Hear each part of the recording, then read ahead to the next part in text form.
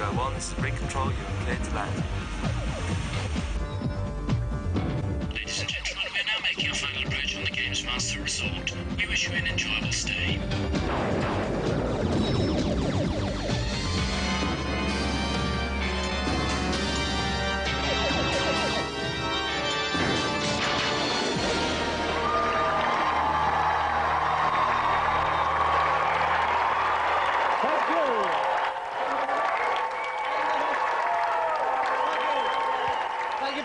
Thank you, lovely. Yes, here we are on the Gamesmaster oil rig again. The salty spray licking against our legs with nothing but our protective hoods for comfort. But we can all take warmth and cuddliness from the man who sets the challenges, the Gamesmaster. Greetings. Welcome to the Games Rig. The first of this week's Jolly Japes is a romp through the perilous world of the geriatric superhero Captain Dynamo. I'd like you to guide this aged sprite through the fourth level of the game in 1.5 minutes without losing a single life. So prepare to force those arthritic limbs into action. Helping the senile superhero evade the tortuous traps on this challenge is a young lady from Cheshire. Please welcome Emily Taylor.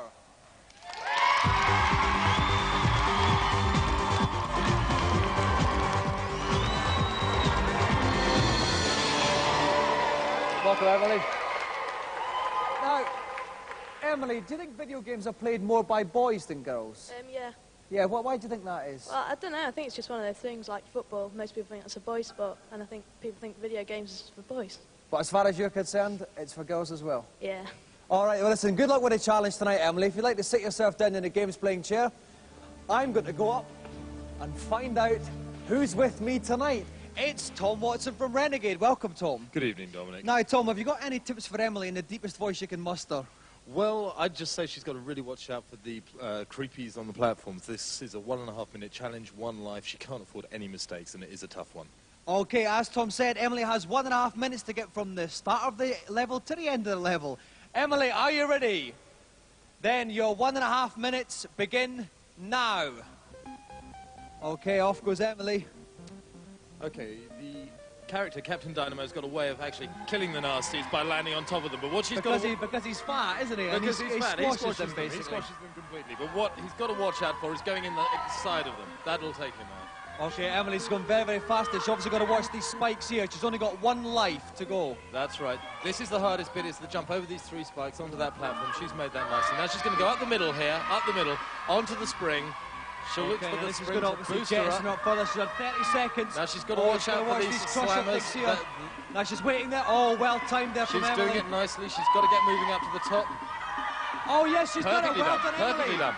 On the tortoise, on another spring, picks up some diamonds on the way. Now there's little bits of spray coming up here. That's right. These are poison canisters. They'll again take a life off. She's made it. She's doing the mark. Now there's a guillotine here. Whoops! Just watch your head. Again, it's all good jumping, control on the timing. Okay, she's coming up for 1 minute. She's just got 30 seconds left. She's doing very well, Tom. She's got to watch these little... She's doing extremely well, actually. Very confident. Otherwise, everybody's favourite pension is... This is a pixel-perfect jump she's got here, though, Dominic. Pixel-perfect. Yeah, now she's ducks to miss the blades. Ducks again. Captain Dynamo runs through. She's through. Behind there. I don't know if she's going to do it, Dominic. Well, she's got 1 more spring to manage. And she should be up there. She should be up there. 3, 2, She's done it. Emily's done it. Amazing. With literally seconds left, Emily Taylor tops the challenge. Really tremendous.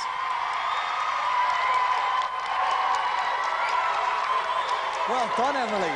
Brilliant. Emily, that was amazing. I thought this was one of the toughest challenges we had, especially with just 1 life. Were you worried at all? Yeah, very. Well, what were some of the difficult bits in it then? Well, there was a part where the 2 spikes were crossing, and I missed it the first few goes, but I did it in the end. Yeah, it looked a bit hairy there to me. Yeah. All right, well, Emily, as a result of your triumphant progress through the level, you go home with the Gamesmaster Golden Joystick.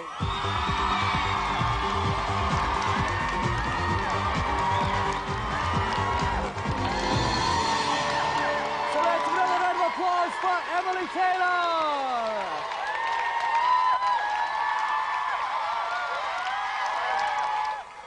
Yet another happy camper leaps enthusiastically back to his cabin.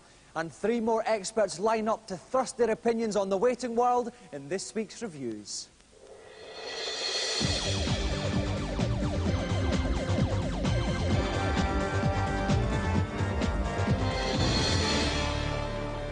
This week we have an exclusive television review of Star Fox, the most talked about game of the year. It's the first game to feature the new SFX chip, a revolutionary gadget which allows arcade quality scrolling, rotating and 3D jiggery pokery.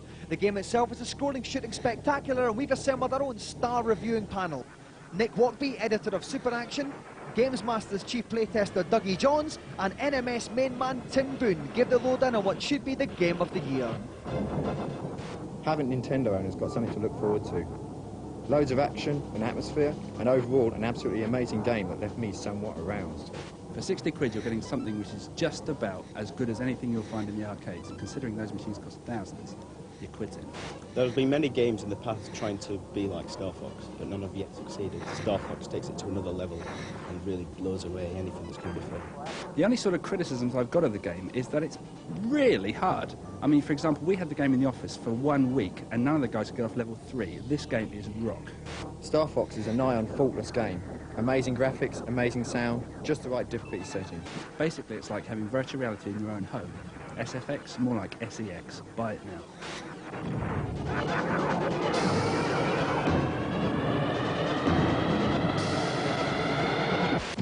This year, the buzzword is most definitely CD. 3 systems are out now: Philips CDI, Commodore CD-TV, and PC CD-ROM. But with Sega's Mega CD-ROM coming out next month, some of you may be wondering what the whole malarkey is about. Well, we've got Les Crane, chairman of Software Toolworks, one of the pioneers of CD software, to tell us exactly what it's about. When you have a disk-based system, you're storing the material that you want to store, the data, on a magnetic medium like a tape or a floppy disk, and the space is extremely limited. When you're using CD, you're using an actual laser light to read the bits and bytes of information off a laser disc. And the amount of data, information that can be stored is thousands of times greater. Okay, here's the deal. CD-ROM means read-only memory. So when you put a CD-ROM player in your machine, all you can do is read off of that disk, but you can't write to it. In other words, you can't interact with it. Now, Philips has their CDI system, which is CD interactive, so that you can be involved to a certain degree with the CD-ROM disc. Didn't miss by much. The Commodore version of that is called CD-TV. You could theoretically have a movie, for example, in which there would be several different endings, and you could get to play a part in the movie and choose which ending you wanted to go for.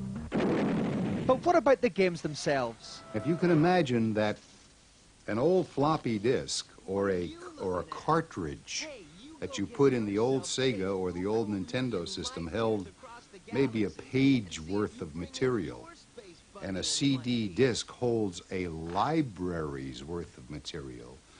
If you're playing an adventure game, can you imagine how many thousands of rooms and thousands of characters and the graphics and the sound and the full motion video pictures that can be put on those games? They're going to be a heck of a lot more fun to play. It's all just a game. But will the games be any good? This all looks incredibly enticing, but I must admit, up till now, all the CD games I've seen have been a little bit ropey. The potential's certainly there. Let's hope they use it. Another potent blend of verbose verdicts and invaluable information. Now, this week's celebrity is standing to attention, ready to plunge into his challenge. To see what task faces him, let's go to Gamesmaster. Time for a bit of physical exertion, I think. I'm sure you're all aware by now how partial I am to a game of association football. So I make no apologies for choosing striker as my second challenge. 2 one-minute halves should produce an entertaining encounter. For this challenge, young Ben McCluskey is taking on one of the greatest left-footers since Pope John Paul I. Aston Villa and England winger, Tony Daley.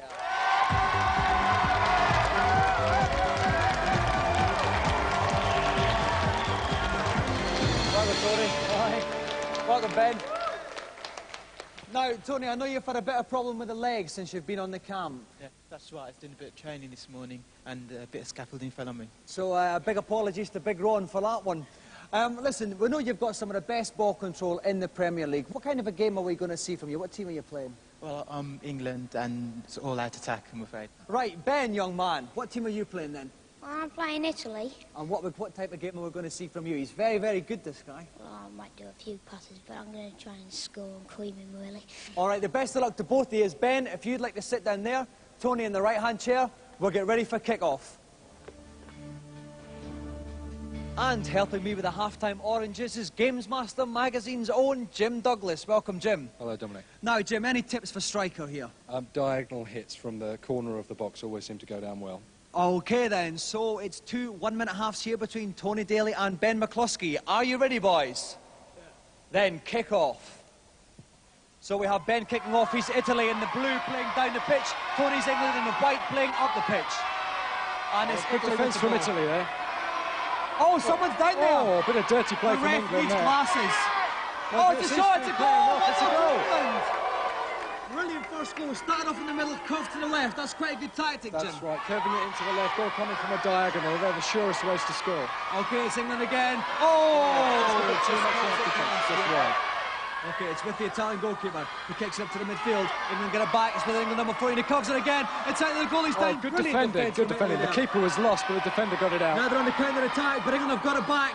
Launching a counter-attack of their own here. Here goes the England number 7. He's curving it away. Goalie saves it, but it's gone out. Good clearance. It's out for a throw into England. 28 seconds left in the first half. The England goalkeeper, the Italian goalkeeper. Now, the Italians aren't getting enough distance on those goal kicks. How do you get more distance? If they bring that line right down, it will keep it low and fast all the way up the pitch. Oh, no, dispossessed. Oh, it's in! Goal! Oh, no, it was a bit of a short kick out, like you were saying, Jim, to try and avoid them. Exactly, they've got to keep it away Tony from that. Tony pounced with predatory ease. Another one for Tony, who's scored. It's out there, though. Oh, nice score from the Italian, number 5, though. And here comes Italy, the Italian number 5 is doing well. Awful play. Oh, no, that was a foul there, surely, by Tony. The referee didn't see it, but the Italians are giving a bit of it out as well. Cynical, that. There's 7 seconds left in the first half. Does he have time? I don't think he will. It's out for the throw, and there's 4 seconds left. I don't think we're going to see any more goals in this half. But here come one last attempt, and no, it's half-time. Well, at half-time here, it's 2-0 to Tony Daley. If you want to see if Ben McCluskey can claw his way back, join us after the break.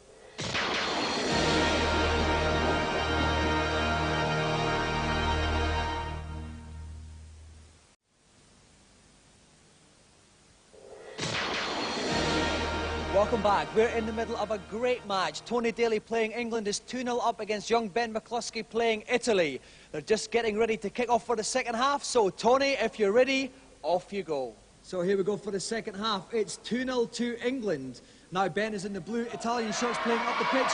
Tony in the white shirts of England playing down. And it's all England again.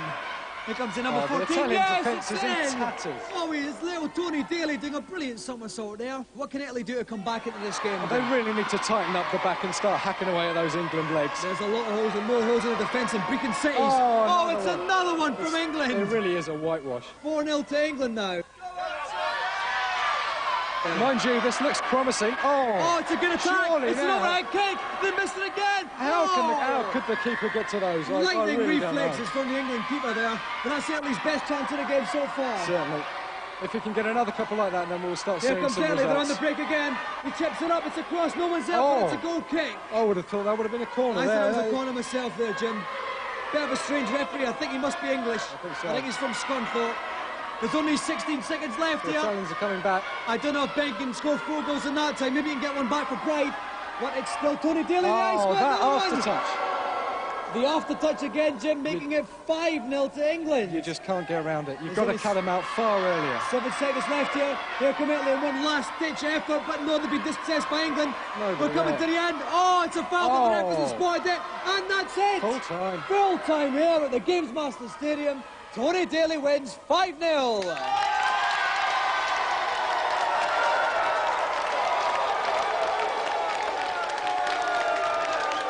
That was a brilliant game, Ben. I think it was your players that were at fault. What was that? They had too much spaghetti for lunch or something? Nah, they're just too slow, really.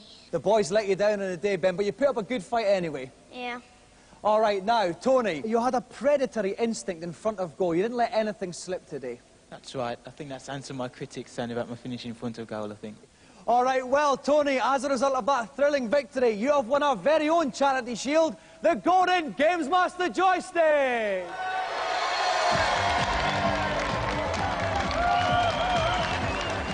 So let's have another round of applause for Ben McCluskey and our special guest, Tony Daley!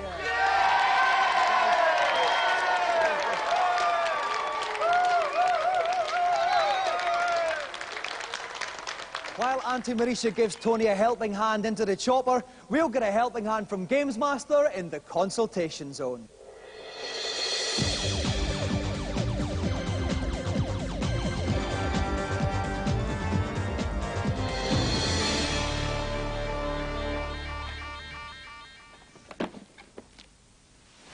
Hello, Gamesmaster.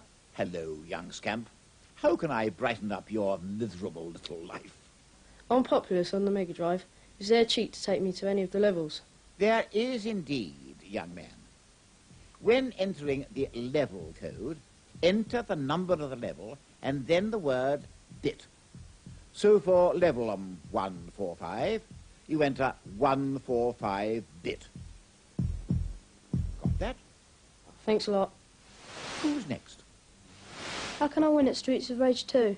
Frankly, young man, that sort of question offends my intellect and doesn't deserve to be answered.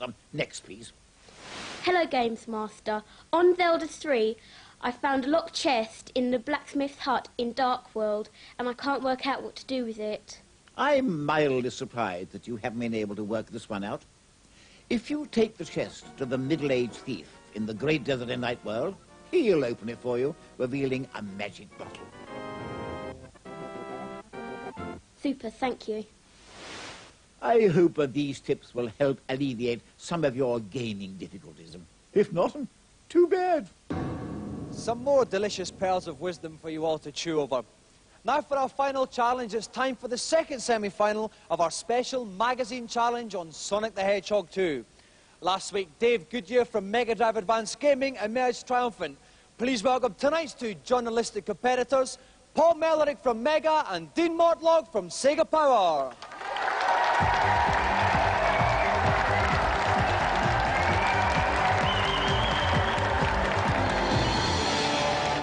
Start with Paul. Start with Dean. All right. Okay, first of all, Paul, now I've seen you in action on Sonic the Hedgehog 1 and you were quite smart on that. What do you think of the sequel? Well, I'm quietly confident I can beat Dean. All right, well, Dean, what have you got to say to that, then? Well, he's confident, but I'm pretty sure I'm going to send him back to Mega with his tail between his legs. OK, well, we've got some serious rivalry building up here. Let's go over to Gamesmaster to find exactly what level they'll be playing. This week, I decided to go for a speed challenge on the first level of the Chemical Plant Zone. Select your route with care, as some are considerably shorter than others. Good luck. So, Chemical Plant Zone 1. Paul, are you still as confident? It's a tricky little zone, but I'm sure I know the best way to go. What about you, Dean? A final word from you. There's lots of secrets, so it's going to be exciting. OK, then, Dean, in fact, I'd quite like you to go first if you'd like to sit yourself down in the game's playing chair. Paul, if you'd like to hang on behind, we'll get ready to start. And she put in such a splendid performance last week. We've got her back again. Jane Goldman from GameZone. Welcome back, Jane. Hello. Now, Jane, a bit different from the level last week. Yes, it is. I'm sure the guys know exactly what they're doing here, but my little gem for this week is hang on to some rings. We usually don't say so in the speed challenges, but this time it's such a dangerous level, they really might need some. OK, the level is the Chemical Plant Zone. Whoever gets through the finish line in the fastest time moves on to next week's final. Dean Mortlock is going first. Dean, are you ready? Ready, Dom. The best of luck. Off you go. OK, here goes Dean Mortlock from Sega Power here. It's a good quick start he's getting here. That's right. He's using the platforms instead of winding his way over the little things there. Right. Another quick bit there. He's missed the bottom platform. He's going up the top route. He's lost his rings. He's got to pick some up quickly. But he's doing well. He's only been going for 13 seconds. I think this is a smart way that Dean is going. Looks like it. Oh, yeah, he's got the sonic speed now. He's got a little bit of a spot on there. Oh, he's zipping through. Just missed that jump, but he's going to get the spring here. He's caught up again. 25 seconds gone. This looks very good indeed, Jane. Oh, he's got to try that jump one more time, or maybe even one more time. And I think this is an actual quicker, sort of semi-secret route he's going this time. Yep, it looks like it. There is one alternative route in this level. And now he hits some of the speed brushes there. Oh, and it's speeding Sonics ahoy. This is what we like to see. He's been going for 43 seconds now. This is a remarkable time here from Dean Mortlock. Now he's into the secret pipe. He doesn't know where he's going to come out here. Now he didn't go for the rings there, Jane. He just zapped that was a lot. very wise move, because you lose time on these bits. Okay, 57 seconds here. He's quite close to the end now. And here he comes. 1 minute dead. So a brilliant time by Dean Mortlock. Will Paul Mellerick beat it? A quick verdict on Dean's performance there, Jane. What can I say? I'm weak at the knees, Dominic. It must be my aftershave. All right, Paul, are you ready? Yes, Tom. Then off you go. All joking aside, though, Jane, it's a very tough time to beat that 1 minute. It certainly is. He's got a bit of a task ahead of him. Now, already He's we doing saw well. it. He was good, but Dean actually leapt a lot of those platforms before. Right. We'll soon find out if that was the quicker tactic or if Paul is being much smarter. He looks pretty fast to me. He looks a wee bit nippy, doesn't he? Certainly is. He just missed a little speed trap there, but it wouldn't have mattered. He would have been stuck on a wall anyway. No, he's okay. Oh, he slipped there. that could cost him. I think he's lost a couple of seconds there. Looks like so, it. 24 seconds. He is going good. I think he's got a faster He's avoiding split the hazards time. too. He's doing very impressive. well. Oh, He's hit the speed brush. Things. Tony Hart used to have a couple of them, I think, in his back room. Into the tunnel. He's in the tunnel. I don't know if you've noticed Tony Hart now. He's got two women helping him out now. He doesn't have Mr. Bennett, that guy that used to come out in the long, dirty old mag.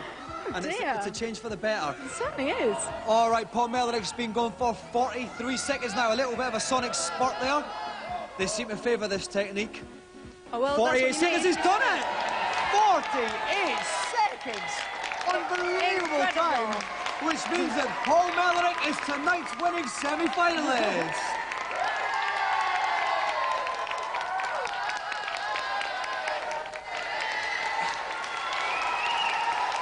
Right, turning to you first now, Dean. Dean, we both thought 1 minute was an excellent time.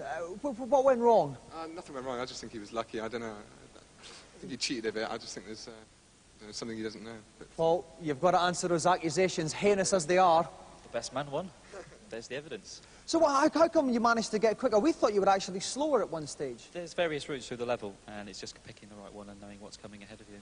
And you certainly did pick it well. Paul, the big news is you're coming back for next week's final against Dave Goodyear of Mega Drive Advanced Gaming. How do you think you'll do then?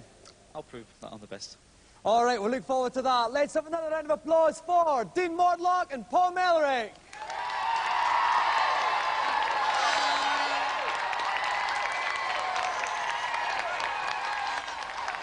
Much as it pains me to leave you, the dinner gong brings another show hurtling to a close. Auntie Manisha's done some bouillabaisse tonight. While we go and munch on that, I'll bid you good night.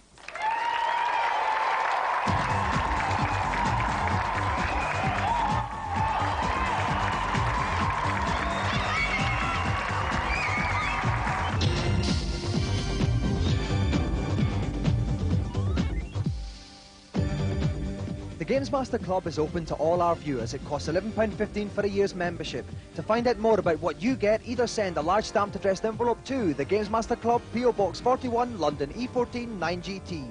Or you can ring this number, 0891 600 123. Calls cost 36p a minute cheap rate and 48p at all other times. You must have permission from whoever pays the phone bill.